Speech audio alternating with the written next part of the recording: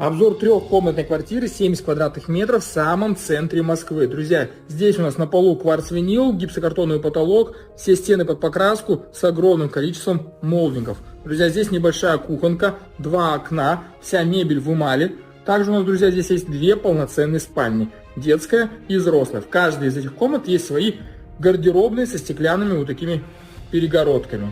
Также, друзья, здесь один всего санузел, так как это старый фонд. Он очень большой, просторный, где место для стиральной машины и сушильной, и вот такая красивая вся часть. Кстати, сейчас собственник хотят эту квартиру сдавать в аренду.